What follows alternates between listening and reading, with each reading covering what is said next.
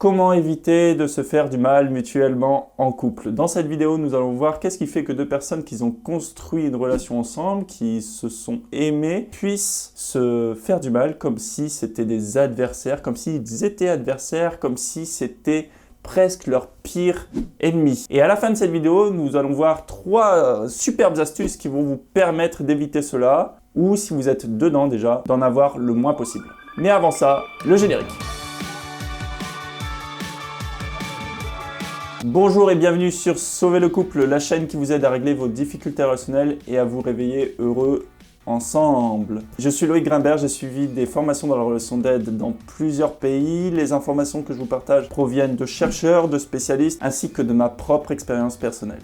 Vous le savez déjà, notre société a beaucoup évolué au fil du temps. On peut porter un jugement là-dessus, ça peut être en bien ou en mal. Quoi qu'il en soit, ça a beaucoup évolué. Et au jour d'aujourd'hui, on ne vit plus du tout de la même manière que lorsque nous étions à l'époque des temps des cavernes. Néanmoins, même si notre société a beaucoup évolué, nous de notre côté, biologiquement parlant, corporellement parlant, nous avons assez peu évolué. Nous sommes à peu près les mêmes qu'avant. Selon M. Gottman, lorsque nous sommes en querelle avec notre partenaire, lorsque nous avons une discussion tendue, il y a plusieurs choses qui se mettent en place au sein de notre corps. Premièrement, notre rythme cardiaque s'accélère. Le battement du cœur va de plus en plus vite. Nous avons un changement hormonal. Donc nous avons des sécrétions d'adrénaline qui nous poussent soit à fuir, soit à combattre ou à être inhibé. Lorsque notre corps commence à chauffer et en surchauffe, c'est en fait un système d'alarme très primitif hérité de nos ancêtres. Notre peur réagit de la même manière, que ce soit maintenant ou avant, donc on va avoir à peu près les mêmes réactions lorsque vous combattez un tigre à dents de sabre que lorsque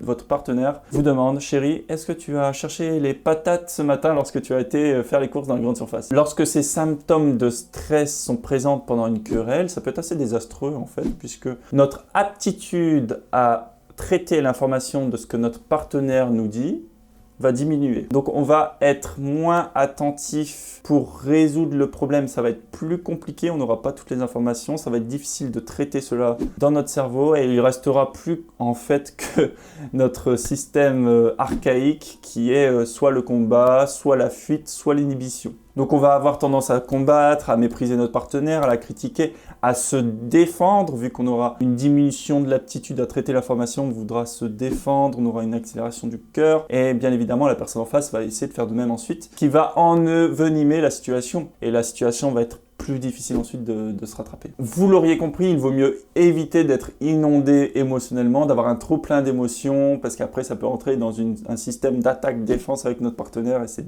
parfois difficile de s'en sortir de bonne manière. Maintenant que nous avons vu notre fonctionnement corporel, notre fonctionnement interne pendant une querelle, nous allons voir la première astuce qui va nous permettre de ne pas rentrer dans ce schéma-là. Écoutez bien cette astuce parce qu'elle est vraiment très importante à appliquer. Il s'agit si la discussion commence de manière brutale, les statistiques font peur. Dans 96% des cas, on peut prédire le résultat de la conversation avec les 3 premières minutes de la discussion sur une conversation de 15 minutes. Vous m'aviez bien compris, si vous commencez une conversation de manière brutale, elle va se finir de manière brutale ou mal.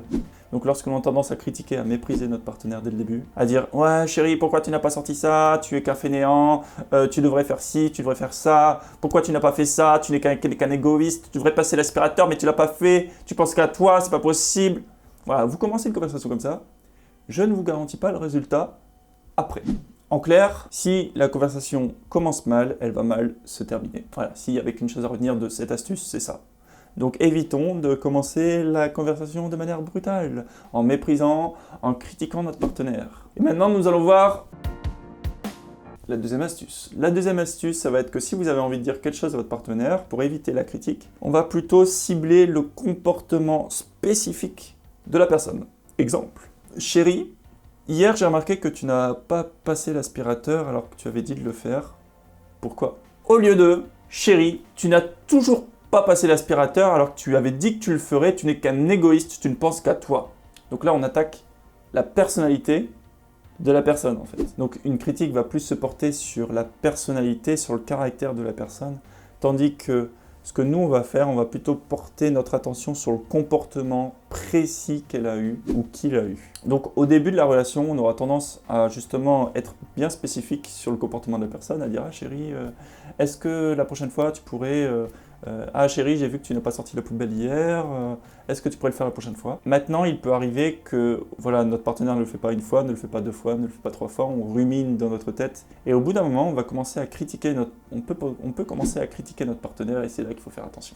Donc pour la deuxième astuce, on va éviter de toucher au comportement, à la personnalité de la personne en face de nous. On va être précis, on va être concret dans ce que la personne fait, ne fait pas, ou quel comportement il a. Dans mon droit, il s'est bouché, je bois un peu d'eau.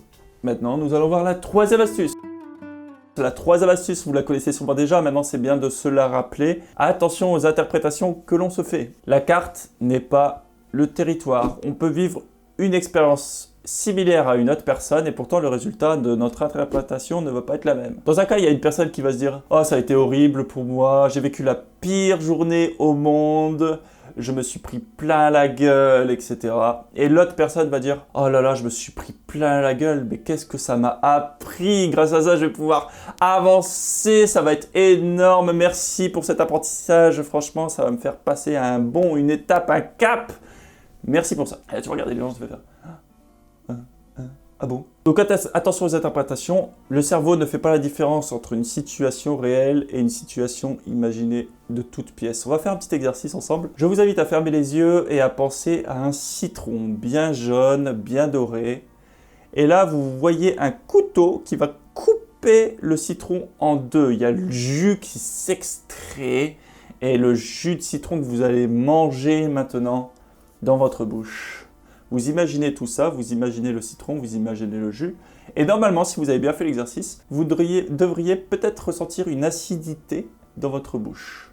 Le cerveau ne fait pas la différence entre une situation réelle et une situation imaginée de toute pièce. J'imagine que vous avez déjà vécu ou entendu ce genre d'histoire. Vous rentrez du boulot à 16 h. Là, votre mari, normalement, est déjà à la maison. Et là, vous vous rendez compte qu'il n'est pas encore présent. À 17 h, 17 h 30, vous commencez à vous poser la question, mais qu'est-ce qu'il fait? Vous l'appelez, et là, il ne répond absolument pas.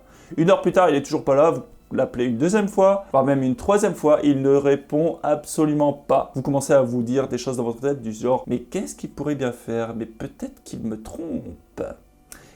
La semaine dernière, il était avec son téléphone en train de discuter avec une fille. Je ne sais pas qui c'est cette fille, tiens. Et là, vous commencez à vous faire des films. Vous commencez à avoir de plus en plus peur au sein de vous, vous commencez à douter, et vous avez de plus en plus peur, vous commencez à vous poser des questions. Et là, votre mari rentre, et vous lui sautez dessus, mais qu'est-ce que tu fais? Pourquoi tu n'étais pas là? Je t'ai attendu, ça fait 2 heures, mais qu'est-ce que tu as fait, mon chéri? Pourquoi tu n'étais pas là? Pourquoi tu n'étais pas présent? Chérie, j'étais en train, en fait, d'aider, il y a eu un accident devant moi, j'étais en train d'aider la personne… qui a eu l'accident, donc on a appelé l'ambulance et voilà, j'ai voulu le soutenir, donc je suis resté à côté de lui. Ah. Donc attention aux interprétations. C'est normal de faire des interprétations, nous sommes humains, on aime bien faire des interprétations, de faire des jugements. Maintenant, c'est bien de se dire, peut-être que ce que je pense, c'est pas la vérité en fait. Peut-être qu'il y a plus de choses que je ne sais pas, que de choses que je sais. Et de remettre en cause notre interprétation, notre manière de penser, de remettre en cause notre propre jugement, peut-être se dire, bah en fait, peut-être que c'est pas ça quoi en fait, que je suis en train de me faire un film tout simplement. Donc évitons de se faire des films. Soyons plus concrets, posons des questions pour avoir la compréhension, plutôt que de penser de manière parfois négative, surtout quand c'est négatif et que ça porte préjudice à une personne. Merci d'avoir regardé cette vidéo, si vous avez aimé, je vous invite à liker la page pour qu'il y ait plus de gens qui puissent en profiter. Et je vous dis à très bientôt, portez-vous bien, merci pour les partages, pour les j'aime, pour les likes. Salut, ciao ciao!